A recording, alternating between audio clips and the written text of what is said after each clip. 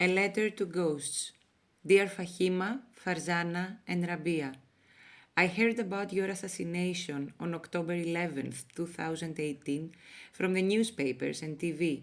Normally, you wouldn't have made it to the mainstream news. Maybe only the local media would add your bodies to their undocumented archive out of obligation to October's empty front page. Normally, you would have reached the morgue of the forensic pathologist in Alexandroupolis because of drowning, of hypothermia, of hardships. This is how refugees and immigrant women die in Evros. This is their normal death. How did you find yourself chained and stabbed in the neck? If only you knew the disturbance you have caused to the residents of Evros. They were so afraid, not for the lives of the refugees who are at risk at the border, no. This is a reasonable and normal thing to happen, like the river that floods during the winter or the storks that come in the summer. They feared for their own lives since they were sure and certain that the jihadist had killed you. Photos of ISIS fighters filled the newspapers. On every website, you could read that Turks are not guarding the passes and the Greek army and police are not enough despite their heroic efforts, and that 500,000 Afghans are waiting in eastern Thrace to cross. So they find you everywhere, in the fields, in the villages, in their homes. They lock themselves in the houses and close the shutters so you won't bust in. But the violence they fear is the violence they cause. It's still evening, it's always nightfall along the ramparts, on the battlements of an old Europe at war, with the other and with itself.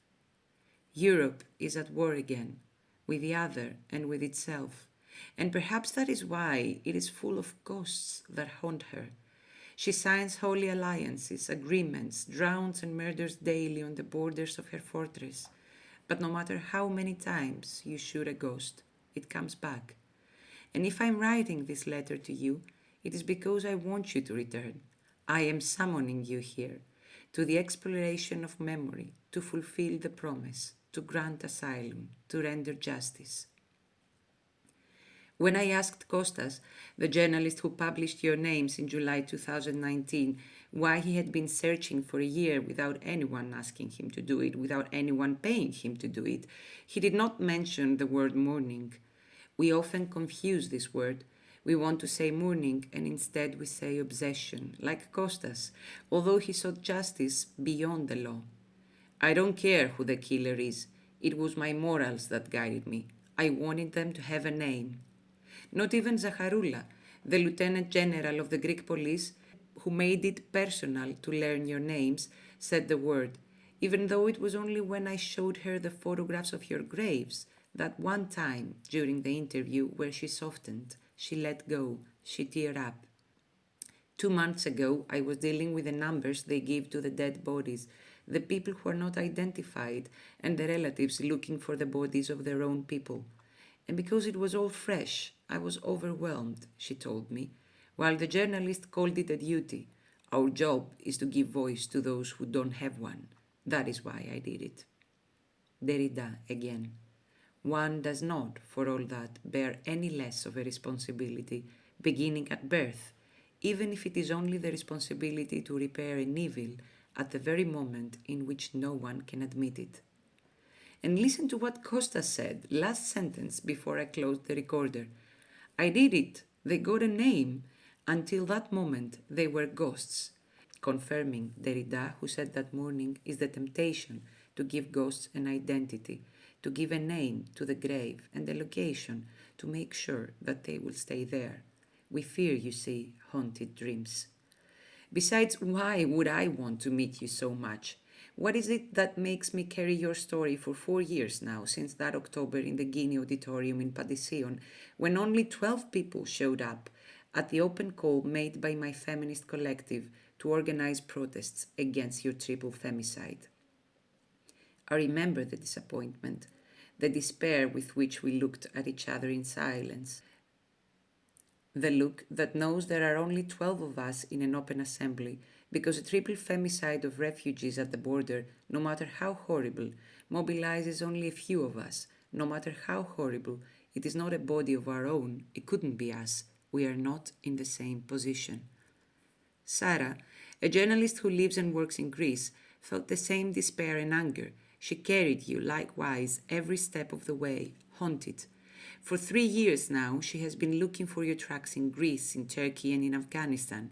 She told me that by Christmas she would have published her research, and we agreed that when I finish mine, we would go for a coffee and talk about you. Sort of like a memorial service. Maybe it's called responsibility, the feeling of guilt. We killed you. We kill you every day. I mean, whoever your killer is there a bigger murderer than closed borders? Hamlet is out of joint because he curses his own mission, the punishment that consists in having to punish, avenge, render justice, and redress history. And what he curses in his mission is this expiation of expiation itself. The time is out of joint, O cursed spite, that ever I was born to set it right. A call to put time on the right path. There is tragedy. There is essence of the tragic, only on the condition of this originality, more precisely, of this pre-originary and properly spectral anteriority of the crime of the other, a misdeed whose event and reality, whose truth, can never present themselves in flesh and blood, but can only allow themselves to be presumed, reconstructed, fantasized. One does not, for all that, bear any less of a responsibility beginning at birth, even if it is only the responsibility to repair an evil at the very moment in which no one can admit it, except in a self-confession that confesses the other, as if that amounted to the same. I self-confess and confess the other. I call upon witnesses to testify a story that cannot be told, since you, the ultimate martyrs, cannot testify. I am traveling to Evros. I am looking for your traces. I am looking for your grave, to know where you are, not to feel safe, but in hope for a meeting, for the incalculable gift to cry over your graves, to mourn. And as if that amounted to the same, I will pull the threads on my hoop to stitch together traces, talks, interviews, photos, feelings, scraps of paper hastily written, to embroider a story, as if you would tell it yourself, as if that amounted to the same.